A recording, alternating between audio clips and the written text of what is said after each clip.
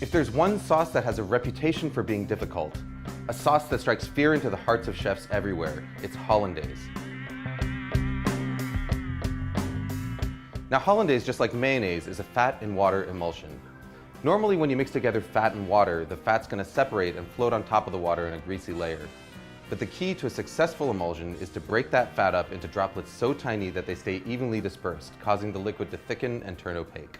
Traditionally, the way that you do this is by whisking together egg yolks and lemon juice in a double boiler until they're hot and frothy, and then slowly whisking in butter in a thin and steady stream.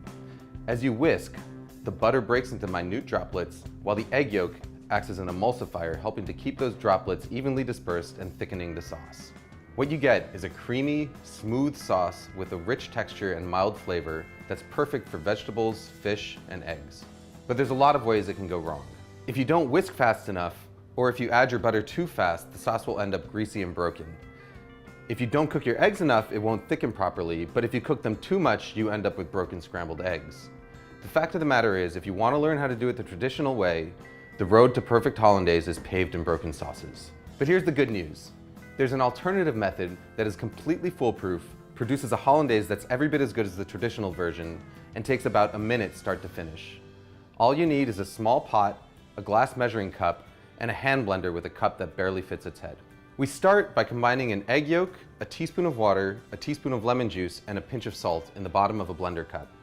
Next, we melt a stick of butter on the stovetop until it's completely hot and bubbling. It should register about 220 degrees Fahrenheit with an instant read thermometer. Pour that butter into a glass measuring cup. Now all we've got to do is stick the hand blender into the cup, start it running, and then slowly drizzle in our butter. As the hot butter hits the eggs, they start to cook.